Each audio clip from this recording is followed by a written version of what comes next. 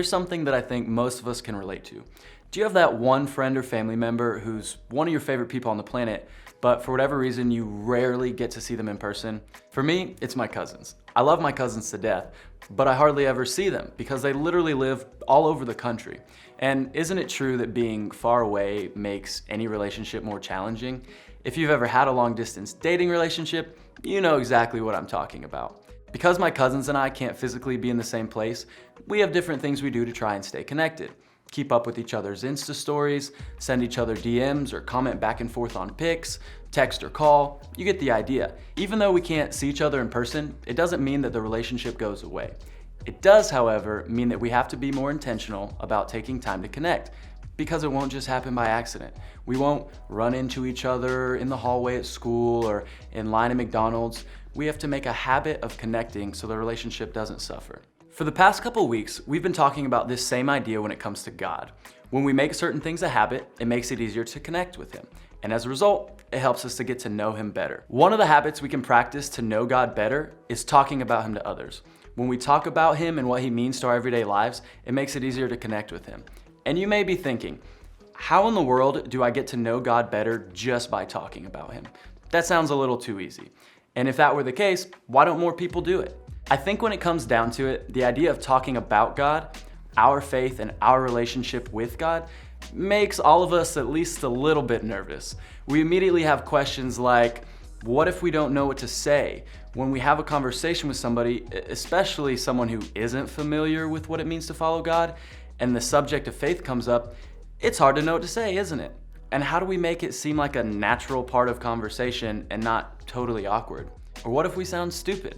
What if someone asks us about what we believe about a controversial subject? And what if we fumble our way through our explanation of our viewpoint, which has happened to me more than once?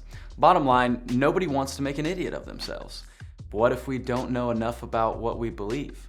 For some of us, we realize that our beliefs are prone to change. If that's the case, how can we be secure enough to talk about them right now? For some of us, we may not even be sure what we believe. In fact, some of you may be thinking, you think we should talk about our faith? I'm not even sure if I have any. If that's you, don't sweat it. We get it. You're still in the right place today. Or what if we offend someone? It's no secret that faith can be a heated subject. Any search on a controversial religious topic reveals just how angry people can get. What if someone disagrees with us? What if we disagree with them? The idea of admitting that we're Jesus followers can cause some fear and insecurity because we don't want to find ourselves in heated, angry arguments. And that's just the beginning. Chances are you probably have questions I haven't even thought of. The thing is, the ideas we rehearse in our heads have the power to create our reality.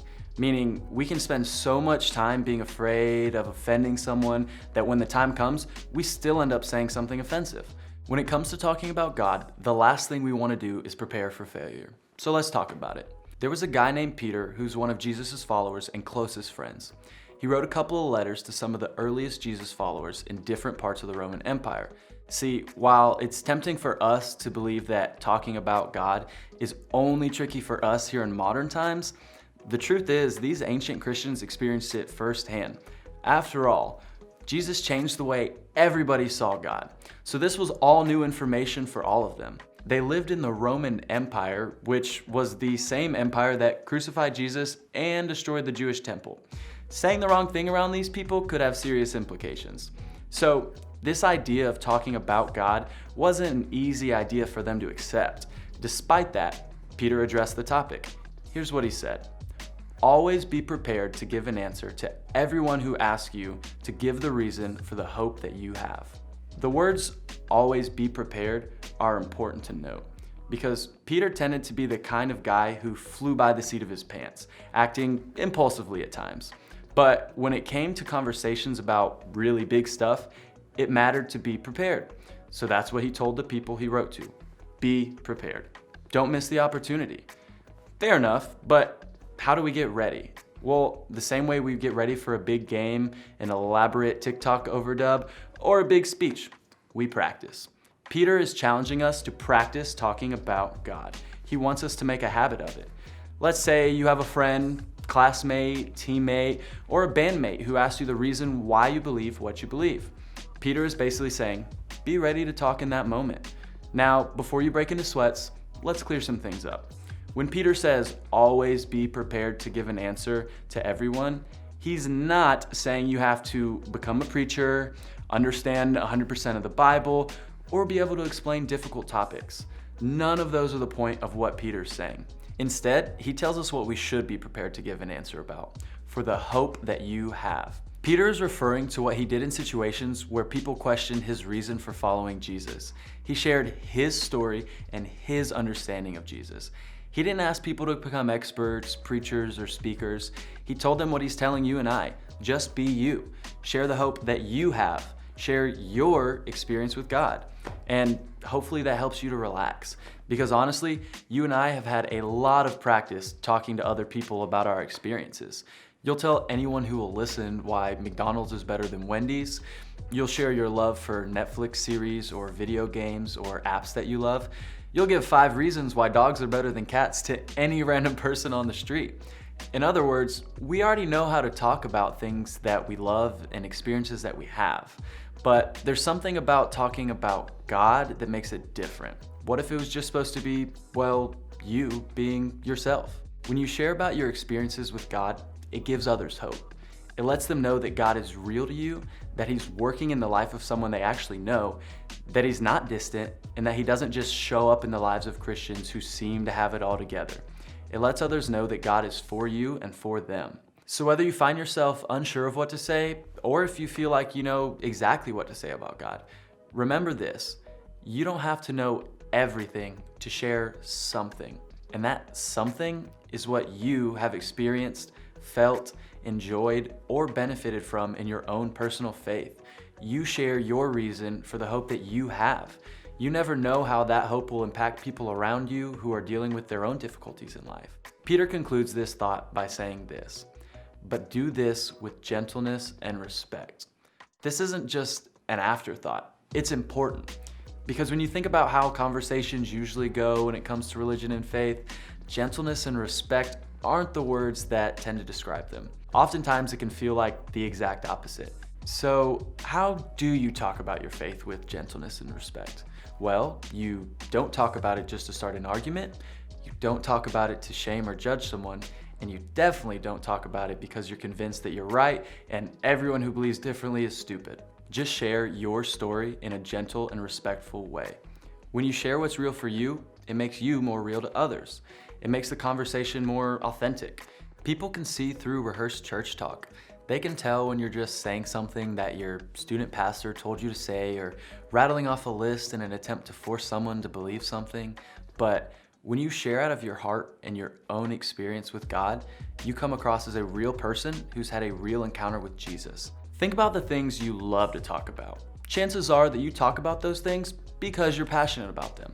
But also, in the process of talking about them, you become even more passionate about them. Whether it's fashion, your favorite musical artist, video games, fishing, or the person you're dating, you talk about what you care about. You aren't trying to, it's just a natural habit you formed. And in the process of talking about it, you care about it more.